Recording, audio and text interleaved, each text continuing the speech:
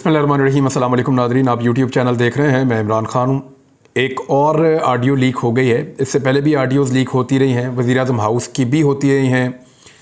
Audios record आप लोग तो जानते हैं कौन करता है। ये इख्तियार किसी और के पास तो होता नहीं है, ना इख्तियार होता है ना टेक्नोलॉजी होती है। ये स्टेट कर सकती है, रियासत कर सकती है, या रियासत के जो ताकतवर इदारे हैं वो कर सकते हैं, जो एजेंसीज़ हैं वो कर सकती हैं। तो वज़ीर-ए-आज़म हाउस की भी ऑडियोज़ रिकॉर्ड की गई, सदर पाकिस्तान की भी ऑडियोज़ रिकॉर्ड की गई, और साबिक़ वज़ीर-ए-आज़म की भी ऑडियोज़ रिकॉर्ड की गई। उससे जो पहले वाले वज़ीर-ए-आज़म थे उनकी भी ऑडियोज़ रिकॉर्ड की गई। मरीम नवाज़ साहिबा की बहुत सारी ऑडियोज़ जो हैं वो भी निकल के आई। अब तो जजेस की फैमिलीज़ वो भी महफूज नहीं हैं, उनकी भी ऑडियोज़ रिकॉर्ड की जा रही हैं। ऑडियोज़ रिकॉर्ड करने वालों की अपनी ऑडियो अगर कभी मंजर आम पे आ गई ना, तो आपको पता चल जाएगा कि कितनी इनकी मनहूस शक्लें और कितनी इनकी घिनौनी हरकतें हैं, और ये किस तरीके से इस मुल्क को एक लगातार मुसीबत के अंदर डाल रहे हैं। आपको पता चल जाएगा कि ये लोग कैसी कैसी गेमें डालते हैं बंद कमरों के अंदर, और कैसे मुल्क के मुस्तकबिल के फ़ैसले अवाम की उमंगों के ख़िलाफ़ करते हैं। उनकी अपनी ऑडियोज़ कभी, मेरी ख्वाहिश है कभी बाहर आए और पता चले कि वो लोग ख़ुद क्या करते रहते हैं। बहरहाल ये ऑडियोज़ लेकर आना गैर कानूनी, गैर इखलाकी हमेशा से होता है, और लेकिन जब ऑडियो किसी मुखालिफ की है तो बहुत अच्छा लगता है। पता चलता है कि जनाब ये चीज़ें एक्सपोज हो रही हैं। मरीम नवाज़ की बहुत सारी ऑडियोज़ आई, उनके ऊपर हमने प्रोग्राम्स भी किए, हम उस पर बात भी करते रहे। अभी एक आज फिर ऑडियो आई है, इसके ऊपर भी हम बात करेंगे। लेकिन बात यह है कि कंटेंट क्या है, पहले तो आप इसके ऊपर आ जाएं। यहाँ पे कंटेंट है दो ख़वातीन जो directly chief justice of Pakistan के साथ उनको जोड़ा जा रहा है। ये कोई इमीडिएट उनके घर के लोग नहीं हैं जो उनके घर रहते हों या उनके साथ। ये चीफ जस्टिस की फैमिली को भी अब नहीं बख्शा गया। उनकी ऑडियो को पहले रिकॉर्ड किया गया और उसके बाद बवक्त ज़रूरत उस ऑडियो को पब्लिक कर दिया गया, अपने आलाकार जो लोग हैं उनके ज़रिए से, अपने मोहरों के ज़रिए से उस ऑडियो को पब्लिक कर दिया गया। चीफ जस्टिस की सास से मंसूब ये ऑडियो है। इसके अंदर है क्या वो भी मैं आपको बता देता हूँ। लेकिन इंटरेस्टिंग बात यह है कि ये ऑडियो उस वक्त लीक की जा रही है जब अदलिया के ऊपर दबाव डालने का एक सिलसिला जारी है। मरीम नवाज़ और उनके सोशल मीडिया सेल ने और उनके जो करीबी सहाफ़ी हैं उन्होंने बहुत तेज़ी से इस मामले को उठाया है। बेकारी दानिश्वरों ने इसके ऊपर एक बयानिया बनाया फौरी तौर पर, और इम्पोर्टेड हुकूमत अब इसको लेकर चल रही है। उन्हें एक उम्मीद लगी है कि शायद एक चीफ जस्टिस की मुबैना तौर पे जो सास हैं उनकी, और एक वकील हैं ख्वाजा तारिक रहीम, उनकी जो अहलिया हैं उनकी जो ऑडियो मंजर आम पे आई है, इसको बुनियाद बनाकर चीफ जस्टिस ऑफ पाकिस्तान को निशाना बनाएंगे। मेरे ख्याल में सबकी अपनी अपनी इंडिपेंडेंट ओपिनियन होती है और वो अपनी ओपिनियन दे सकते हैं। आप टेलीफोन पे या आमने सामने किसी के साथ कोई भी बात कर सकते हैं। यहाँ जमहूरियत है, आपका हक है। आप एक पॉलिटिकल पार्टी को पसंद करें या आप एक पॉलिटिकल पार्टी को पसंद ना करें, लेकिन जो जजेस हैं उन्होंने फैसला आइन और कानून के मुताबिक देना होता है, अपनी विजडम के मुताबिक देना होता है। वो इस बुनियाद पर फैसला नहीं दे सकते कि उनके फैमिली मेंबर्स क्या सोच रहे हैं। यानी यही खातून जो दो बात कर रही हैं, इनकी हमदर्दी बज़ाहिर लगती है कि इमरान खान के साथ है, या इनकी हमदर्दी पीडीएम के साथ तो बिल्कुल नहीं दिखाई दे रही। तो ये उस वक्त उमर अता बंदयाल साहब के ऊपर क्या कोई इन्फ्लुएंस कर पाई थी जिस वक्त उमर अता बंदयाल साहब ने कासिम सूरी की रूलिंग को गलत करार देते हुए साइफर को देखे बगैर इमरान खान साहब के खिलाफ फैसला दे दिया था, जिसके नतीजे में पीडीएम की सरकार बन गई थी। तो अगर तो इन्फ्लुएंस था तो उस वक्त भी होता, चाहे मुबैना सास का होता चाहे किसी और का होता।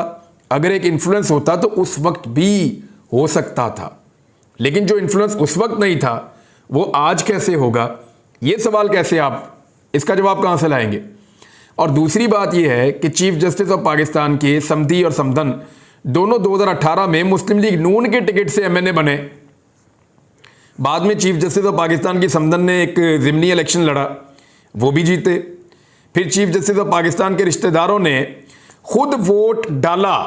कहाँ पे डाला? वो जो करारदाद चीफ जस्टिस ऑफ पाकिस्तान के खिलाफ आ रही है, उनके रिश्तेदार उस तरफ भी खड़े हैं।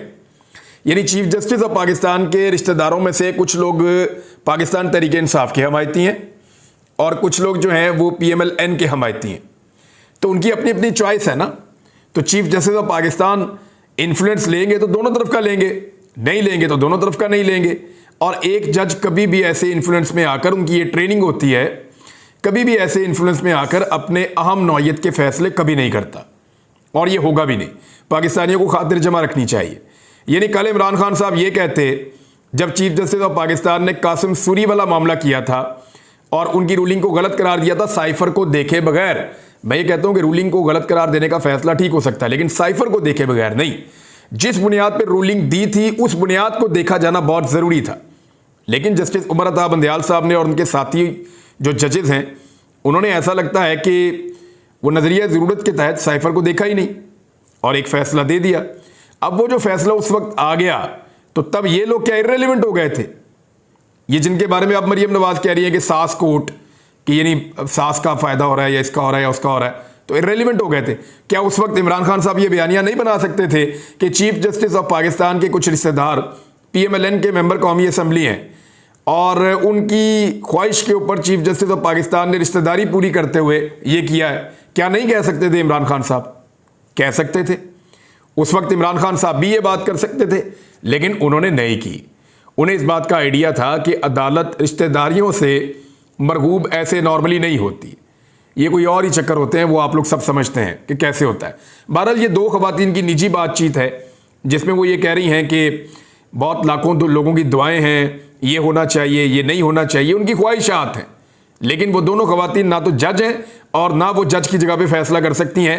बिल्कुल उसी तरह जिस तरह PMLN के कुछ मेंबर कौमी असम्बली फैमिली जो है वो चीफ जस्टिस ऑफ पाकिस्तान के रिश्तेदार तो हैं, लेकिन ना तो वो जज हैं और ना वो जज के तौर पे फैसला कर सकते हैं। इमरान खान ने कभी इस तरह से अदालत पे कीचड़ नहीं उछाला इस नौयत का, जिस तरह का अभी PMLN उछाल रही है। इस एक नए मामले को भी वो इस्तेमाल कर रहे हैं। इससे एक दो चीज़ें पता चलती हैं। एक तो ये पता चलती है कि चीफ जस्टिस ऑफ पाकिस्तान और उनके जो रफ़का हैं या सुप्रीम कोर्ट ऑफ पाकिस्तान के जो मुअज़्ज़िज़ जज साहिबान हैं, उन्हें काबू करने में नाकाम रही है PDM या PMLN या उनके साथी या उनके सहूलतकार, वो नहीं कर पाए। और दूसरा जो एस्टेब्लिशमेंट की जानिब से कोशिश की गई जज साहिबान को कि वो अपना फ़ैसला बदलें या कोई रास्ता और निकले, वो भी कामयाब नहीं हुई। जिसके बाद अब ये वाली हरकत हुई है, ये इंतहाई कमज़ोर हरकत है। चीफ जस्टिस ऑफ पाकिस्तान इसके ऊपर बुलाकर पूछ भी सकते हैं सबको कि भाई ये क्या किया आपने और ये क्या हरकत है। यानी हमारी फैमिली अगर आपस में बातें कर रही हैं तो उनको रिकॉर्ड कौन कर रहा है? मैं फिर ये कहूँगा कि जो रिकॉर्ड करने वाले हैं, कभी उनकी ऑडियोज़ आएँ तो बड़ा मज़ा आ जाएगा। ज़बरदस्त किस्म की ऑडियोज़ आपको सुनने को मिलेंगी। आपको पता चलेगा कि ये पाकिस्तान के सियासतदानों को, पाकिस्तान की आवाम को और पाकिस्तान के आम लोगों को क्या समझते हैं, कीड़े मकोड़े समझते हैं और ये समझते हैं कि सारा कंट्रोल इनके पास है, ये मुल्क इनकी जागीर है और ये जैसे चाहेंगे इस मुल्क को चलाएंगे। तो ये चीज़ें आपको पता चले अगर कभी वहाँ से भी ऑडियोज़ आएँ तो। बहरहाल सियासतदानों की, सहाफ़ियों की, बाकी लोगों की तो आती रहती हैं, सबको रिकॉर्ड करते हैं, टेप करते रहते हैं। हम लोग जब बात करते हैं टेलीफोन पे, हमें साफ पता होता है कि मैं रिकॉर्ड किया जा रहा है। हमें पता चलता है कि ना सिर्फ हमें रिकॉर्ड किया जा रहा है बल्कि बैठ के लोग सुन भी रहे हैं, इसके बावजूद परवाही नहीं होती। अब तो हम लोग नॉर्मल फ़ोन से बात करते हैं कि जो रिकॉर्ड करना है करो, सारा कुछ ऑन द रिकॉर्ड ही चल रहा है, ऑफ द रिकॉर्ड तो है ही कुछ नहीं। जनरल बाजवा ने, आज मैंने एक सहाफ़ी से और से भी बात की और मैंने कुछ अपने पेपर्स ढूंढे जिनके अंदर मैंने ये लिखा था। जनरल बाजवा से जब 2 मुलाकातें हुई थी, जो चीज़ें थीं, कुछ चीज़ें मुझे मैंने रिमाइंड की हैं और मैं आपको ये बता देता हूँ कि जनरल बाजवा ने किसी जगह पे ये नहीं कहा था कि हम लड़ नहीं सकते या हमारी फ़ौज की लड़ने की सलाहियत नहीं है या हमारे टैंक ख़राब हो गए, ये बात नहीं की थी। हाँ, ये ज़रूर है कि अमेरिका के मामले में स्पेसिफिकली, भारत के मामले में उन्होंने नहीं कहा कि हम भारत के साथ कभी नहीं लड़ सकते या हमारी फ़ौज भारत से लड़ नहीं सकती या हमारे टैंक जो हैं वो भारत के साथ मुकाबला नहीं कर सकते। ये जनरल बाजवा हमारे सामने कह भी नहीं सकते थे, वहाँ झगड़ा हो जाना था। अमेरिका के मामले में जनरल बाजवा ने खौफ का इजहार किया था कि उनके वो बहुत ऊंचे उड़ते हैं, पता नहीं कितने हज़ार फुट की बुलंदी पे वो बता रहे थे और वो ये कह रहे थे कि उनको गिराया नहीं जा सकता और आप क्या चाहते हैं। यानी उनकी ताकत को जनरल बाजवा साहब खौफ से देख रहे थे और अमेरिकन के बारे में उनका रवैया जो था वो थोड़ा सा हमें ऐसा लगा कि वो आर्मी चीफ वाला हमें नहीं लगा उस वक्त। लेकिन भारत के मामले में एक बात क्लियर है, वो बात हामिद मीर साहब बिल्कुल ठीक कह रहे हैं कि जनरल बाजवा ने एक यू टर्न पॉलिसी हमारे सामने रख दी थी। वो लड़ना नहीं चाहते थे, भारत से लड़ने की ख्वाहिश नहीं थी। कश्मीर को लड़ के लेने की जो हमेशा पाकिस्तानियों को बात बताई गई और ये कहा गया कि एक बहुत ताकतवर फौज इसलिए ज़रूरी है कि हमें एक बहुत बड़े दुश्मन का सामना है और हमें कश्मीर के महाज के ऊपर आज़ादी हासिल करनी है और कश्मीरियों को आज़ादी लेकर देनी है। वो जो मामला था उस पर जनरल बाजवा साहब का बड़ा वाज़ेह यू टर्न था। वो कश्मीरियों की बात करने को भी तैयार नहीं थे, बल्कि एक जगह पे उन्होंने ये कहा था जनरल बाजवा साहब ने, मुझे याद है, बल्कि मैंने वो जुमला लिखा भी था कि हम लड़ के मकबूजा कश्मीर आज़ाद नहीं करवा सकते, और इसी तरह भारत भी लड़के ये जो हमारे पास है ये भी नहीं ले सकता। ये भी उन्होंने बात फिर लुकमा देते हुए कह दी थी। लेकिन ये जो लड़ने वाला ऑप्शन अगर पाकिस्तानियों के दिमाग में था तो वो बिल्कुल नहीं होना चाहिए, क्योंकि उस वक्त की जो एस्टेब्लिशमेंट थी जनरल बाजवा साहब की, वो ये सोच चुकी थी और ये कह चुकी थी। और इसके ऊपर मैंने प्रोग्राम किए हैं। अगर कोई ये कहता है ना कि हमने इसको रिपोर्ट नहीं किया, उसके बाद तो रोला पड़ा पाकिस्तान में। उन मुलाकातों के बाद हमने जाके इमरान खान साहब से पूछा, मैंने गवर्नमेंट से मुलाकातें की, इमरान खान साहब से मुलाकात की, बाकी लोगों से मुलाकातें की। उनसे मैंने पूछा कि आप मुझे बताएं कि आपकी गवर्नमेंट क्या वाकई कोई यू टर्न ले रही है? उन्होंने कहा जी बिल्कुल नहीं। दो चीज़ों के ऊपर मैं चाहता था कि मुझे पता चले और मैंने उस पर काम किया था। एक तरफ हमें जनरल बाजवा साहब की सोच का पता चला, एस्टेब्लिशमेंट की सोच का पता चला, तो दूसरी तरफ हमने उस वक्त की जो गवर्नमेंट है उसकी सोच का पता करवाया। और जब मैंने उनके साथ बात की, बार बार इंटरेक्शंस की, सवालात किए, तो मुझे पता चला कि इमरान खान साहब का ऐसा कोई इरादा नहीं है कि वो इसराइल को तस्लीम करने जा रहे हों या कश्मीरियों को फरामोश करके भारत के साथ प्यार की पींगें चढ़ाने जा रहे हों। तो इमरान खान साहब ये नहीं करना चाह रहे थे, बाजवा साहब ये करना चाह रहे थे, तो तसादुम यकीनी था। इस सूरत हाल को लेकर मैंने कुछ वीलॉग्स किए थे, जिनमें से एक मैंने आपको कल सुनवाया भी है। कोई अगर ये कहता है कि उस वक्त हम चुप थे तो बाकी सारे सहाफ़ी तो चुप होंगे, मैंने वो वीलॉग किया था, मैंने आपको सुनवाया भी है। और उसके बाद मुझे धमकी पता क्या दी गई थी कि आप रियासत के साथ खड़े हैं या नहीं खड़े। तो मैंने उसका जो जवाब दिया था वो ये दिया था कि कोई एक शख्स या कोई एक इदारा वो रियासत नहीं होता साहब। मैं अपनी रियासत के साथ हूँ, लेकिन मेरी रियासत ने जो मेरे साथ वादे किए हैं जब वो टूटते हैं तो दुख होता है। ये मैंने जवाब दिया था उस शख्स को जिसने मुझे फ़ोन किया था धमकाने के लिए।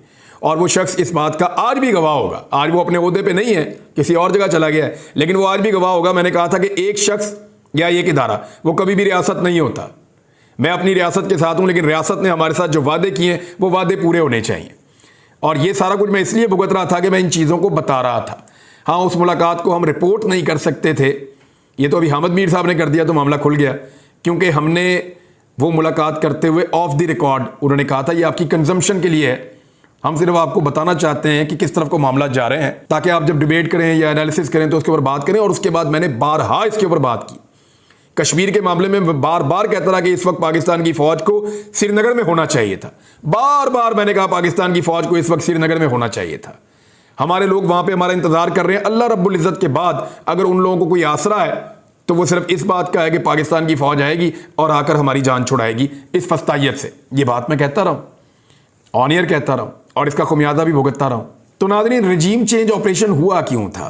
अब आपको बहुत सारी चीज़ें क्लियर हो गई होंगी, और चीज़ें क्लियर होना बहुत ज़रूरी है। आने वाले दिनों में और हो जाएंगी। कुछ बाजवा साहब खोलेंगे, कुछ इमरान खान साहब खोलेंगे, कुछ और सहाफ़ी खोलेंगे, अभी हमारे कुछ और सहाफ़ी बोलेंगे भी और वो चीज़ें बताएंगे भी।